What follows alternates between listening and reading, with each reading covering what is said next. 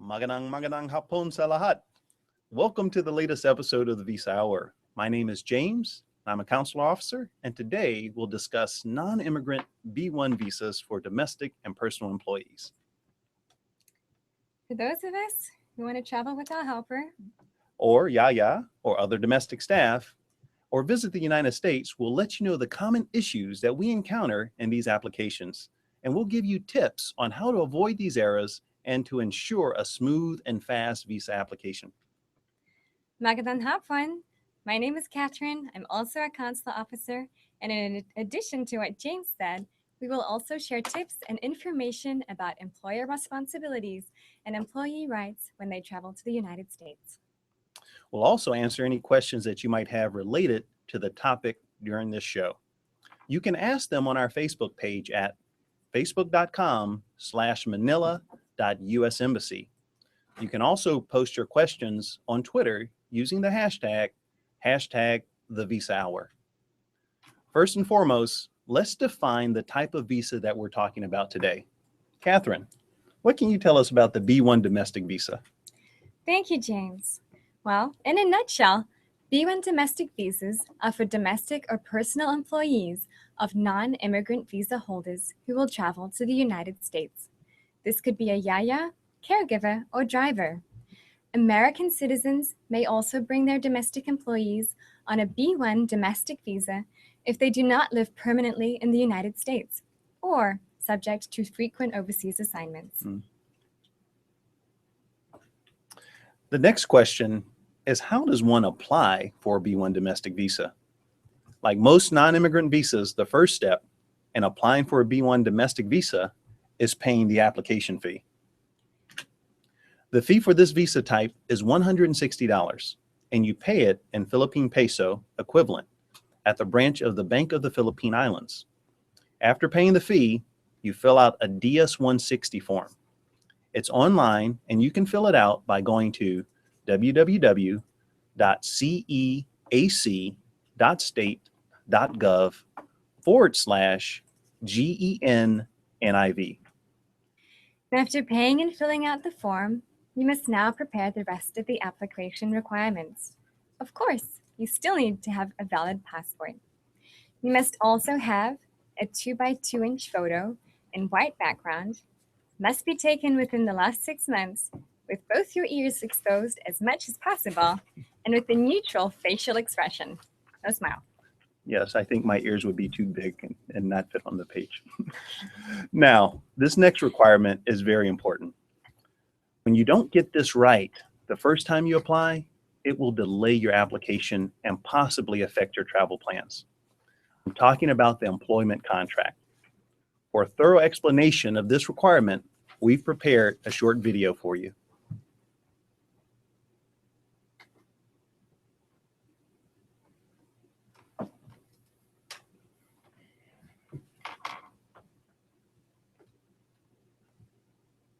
Contract.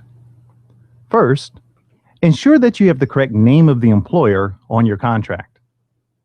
And second, include a brief description of the work duties to be performed by the employee. Third, you'll want to include the number of hours to be worked by the employee each week. Be sure to include the days off, holidays, sick, and any vacation time. Now, the next section of the contract should include wages and compensation. Enter the rate of pay using state, federal minimum wage, or the prevailing wage, whichever is greater for every hour worked. Let's walk through an example of how you can find the wage you should pay.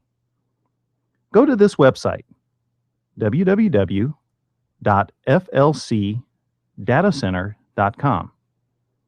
Select state, and enter the occupation of your employee. The 5 most common occupations are shown here. Next, enter the rate of overtime pay. Now, in the U.S., employees working hourly should receive 1.5 times their salary if working more than 40 hours per week. Next, you'll want to enter the frequency and form of payment. And that's it as far as wages. There are a few other key pieces of information your contract should include. First, You should note that the employer will pay the domestic employee's travel expenses to and from the United States. That medical insurance, room and board is provided by the employer. You'll want to note that the employer agrees to abide by all federal, state, and local laws in the United States. Now, there are a few other key pieces of information the employee and employee rights that you must be aware of. The employee must not, under any circumstances, stop employment and remain in the United States without legal authorization. The employee must return to his or her home after employment. You also want to note that the employee will not accept any other employment while working for the employer, and that the employer will not withhold the employee's passport, employment contract, or other personal property, nor prohibit the employee from leaving the premises when the employee is not on duty.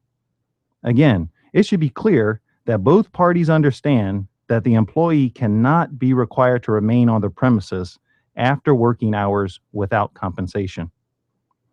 A sample employment contract is available on our website for your reference. Thank you. We hope this video will be helpful in making the contracting process as smooth as possible. Was that helpful? We hope so. Now that you've got all of your documents ready, you're now ready to book your appointment. To book an appointment, you can either call or you can make an appointment online. The time slot for B1 domestic visa applicants is 7:10 a.m. on Monday, Tuesday, Thursday, and Friday. It's very important that you book the correct time slot. If you are not booked for the 7:10 a.m. time slot, you will be turned away from the embassy and you will be asked to book a new date. Once you have an interview date, there's one more important step that you have to do before you appear for interview. There are 5 items that we need from your employer, and they must be sent in to the embassy no less than 10 days before your appointment. We have another video to show you how that works.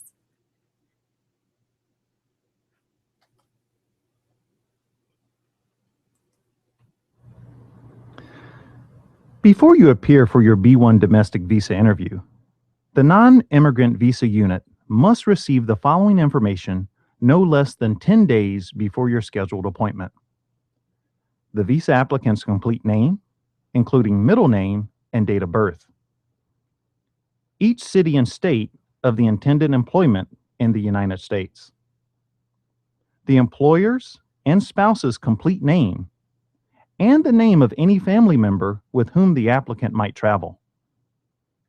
You'll want to include the employer's and spouse's date of birth and that of any family member with whom the applicant might travel. Include the employer and the spouse's nationality and the name of any family member with whom the applicant might travel.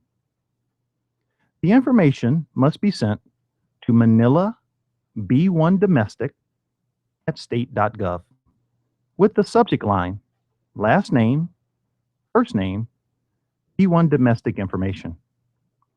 Remember, the non-immigrant visa unit must receive the information no less than 10 days before your scheduled interview. If we do not receive the information beforehand, you will not be allowed to proceed to your interview, and you'll be asked to book a new date. Thank you. We hope this information is helpful in making your application process as smooth as possible. Alamin ang inyong So as you saw, the applicant has to pay the fee, prepare the documents, paying careful attention to the employment contract, and to send the required information in advance, 10 days. Once done, sit back, relax, and wait for your interview date. On the day of the interview, applicants have to arrive 15 minutes before 7:10 a.m., so 6:55 a.m. They will be pre-screened and finger scanned and then interviewed by a consular officer.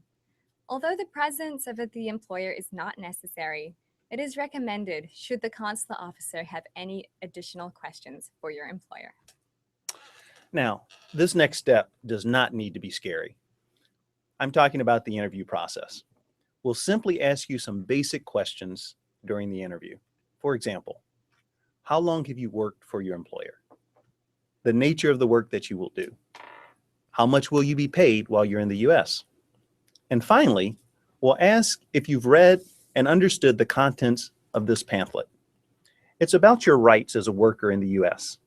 This is available in both English and Tagalog, and it'll be provided for you when your documents are pre-screened.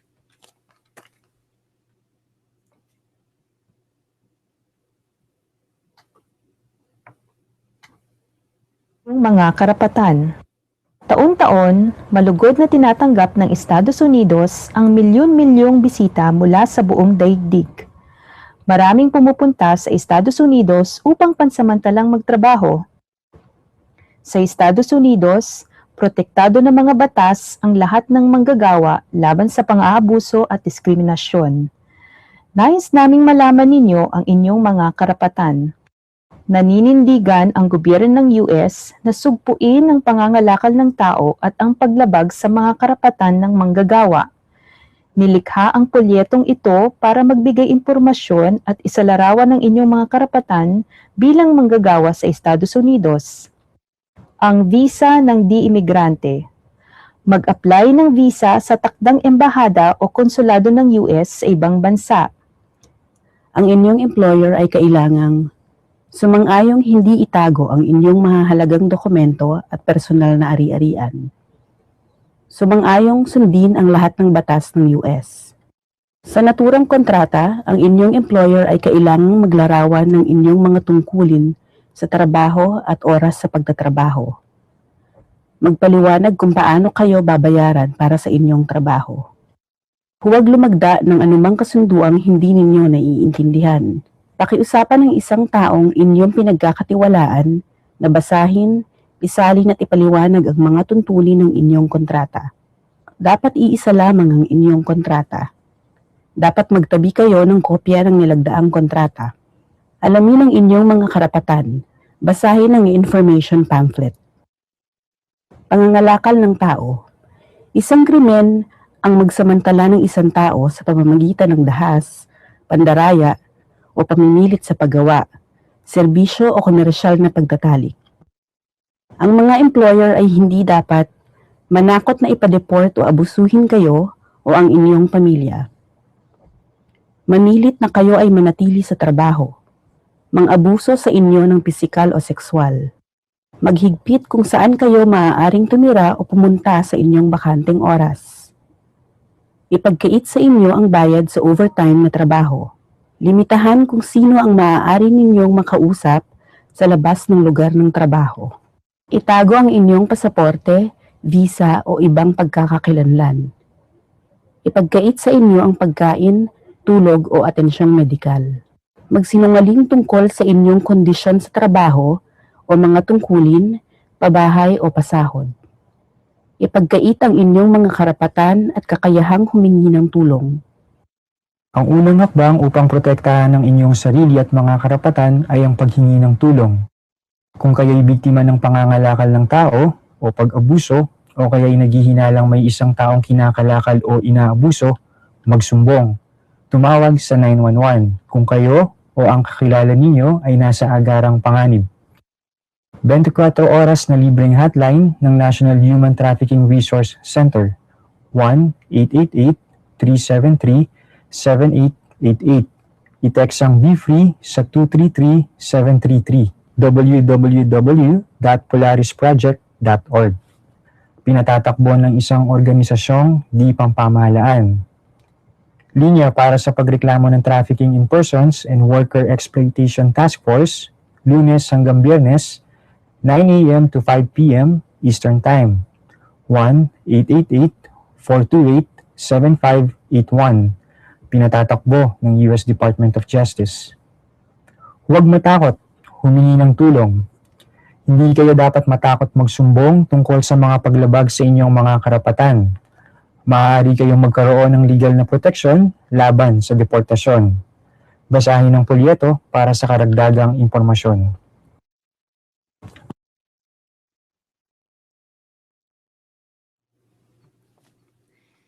So when you come to the US, we take your rights very seriously. So it's very important that you know and understand the rights listed in this pamphlet, not just for the employees, but for the employers as well. If there's something that you do not understand, please feel free to ask your interviewing officer. So at this point, we're now ready to start answering your questions. Our first question comes from Facebook, and it concerns, what if I apply for my sister to make her my babysitter? Does she have a chance of being approved? So for a B1 domestic visa, these ones are for professional employees. So for your sister to come and visit you, she should apply for a tourist visa. Yeah. And our next question, we've had a number of questions about finding an employer to work for in the United States or going to work for someone you know in the United States. So James, is it possible to work as a domestic employee for somebody who is living in the United States? Unfortunately, that's not possible, not on a non-immigrant visitor visa, but there are other visas that allow you to work while you're in the U.S. For immigrant visas for workers or petition-based work visas, please visit our website at manila.usembassy.gov or the United States Immigration Service, www.uscis.com. Or I'm sorry, .gov. The next question is from email. And it says that I have 2 employers, and can I indicate more than one employer on my email to the Manila B1 Domestic at state.gov website? Absolutely, that's no problem.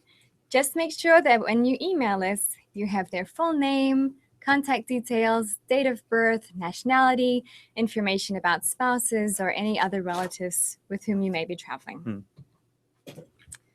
And another question from email.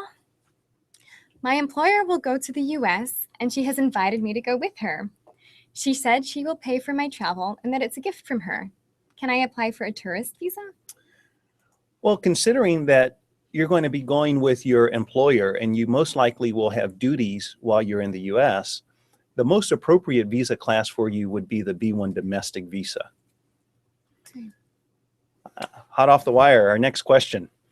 It says that I accidentally chose a B1, B2 while filling out my DS-160 application form. Is that okay? Yeah, no problem. You can still use the same DS-160. Please just remember that you choose the correct 7:10 a.m. time slot for the B1 domestic application. And please also ensure that you've sent all of the required information to us at least 10 days before your interview date. Now here's an interesting one. Okay, yes. It says that a secretary, this person's a secretary or personal assistant of a famous fast food chain owner. And the question is, do I apply for the B1 domestic personal employee visa if this person accompanies the employer to the US? So for this kind of situation, we'd need to know a little bit more about your individual situation. But generally, if you're being paid directly by an individual, we would recommend applying for the B1 domestic visa. Of course, it does depend on your duties and, as I said, the payment, and we'd be more than happy to answer any questions you have if you'd like to email us with your specific situation. Yeah, so they should just email in for some more information about that. Yeah, about their specific details. Okay, another question in from email. As a nanny here in the Philippines, I'm not paid overtime. Is my employer required to pay overtime while I'm in the United States? Siyempre, kaibigan. In fact, it's a very important fact. While you're working in the United States, you have certain rights. And again, those rights are found in this Wilberforce pamphlet, and you'll receive this at the window during your interview. It's very important. While you're in the United States, you have the right to be paid 1.5 times your hourly salary if you work more than 40 hours per week. Okay, and a follow-up question to this one. Can an employer just bring their loyal nanny for a vacation in the US? The nanny's been to Europe, UK, Japan, Taiwan, Korea, Australia, and Guam. When we reapplied for a US visa, she was denied. So the employer, you can bring your nanny for vacation, again, she would have to ensure that she meets the requirements for the U.S. visas. We do have another question that's coming in from Facebook. If the nanny has been denied, how long should she wait before she can reapply? So there's no time that she has to wait. But if she's coming in on a tourist visa, she will need to show the consular officer that she overcomes the ties necessary for that kind of visa. If she applies on a B1 domestic visa, she comes along with her employer, and that's why it may be easier for her to receive this kind of visa. She won't need to demonstrate the social, financial, economic ties that we do need to see when you're issuing a full 10-year multiple entry tourist visa. Another question here from email. My employer is unable to come with me on the visa interview. We see that quite often. Is it fine for me to go alone on the interview? Yeah, absolutely. So it's not a requirement for your employer to come in on the interview day. However, it is recommended that they do come if they are present and they have the time, just in case the consular officer has any specific questions for the employer. It may make your application process smoother. Yeah, it does help us to get the answers that we need a little bit quicker at that time. Absolutely. Okay, another question here. I was requested by the consular officer to ask my employer to revise my employment contract. How do I know if my contract is correct this time? Again, that's a really, really good question, and it's important to make sure that contract is correct. That's the purpose of this video. In fact, we provided a sample contract on our website. And again, at the beginning of this video, we took you through some steps on how to make sure that that contract is followed properly. You may want to request that your employer follows the sample that we outlined here on their website. Okay. And as a last reminder, this visa only covers overseas employers, not employers living in the U.S. So again, that's important to note. If you are an employer, a U.S. citizen, for example, or LPR living in the U.S., you are not using this type of visa for your domestic employees or your staff. Only if you're assigned there temporarily. Yes. So those are all the questions that we've received this afternoon. Thanks to everyone who took the time to send in their questions. Especially we have Cherry Ann, then Jos, Enrico, and Esther Posen, Yolanda, Juliet, and Sheila. Thank you. And we hope that this episode has been informative and helpful for all of those of you who will apply for a B1 domestic visa in the future. For additional questions, you can post them on our visa wall on our Facebook page at on.fb.me/visa wall. And of course, don't forget to visit our visa blog, Be Satisfied Voyager, at blogs.usembassy.gov/Philippines. You can watch the on-demand version of this episode on YouTube at youtube.com/US Embassy Manila. Find us on Facebook at facebook.com/manila.usembassy. Or you can follow us on Twitter at twitter.com/US Embassy Manila. And you can add us to your circles on Google Plus at google.com/US Embassy Manila. And you can also check us out on Instagram. Search for US Embassy Manila. Again, maraming salamat for joining us, and see you next month for the next episode of the Visa Hour. Bye. Bye.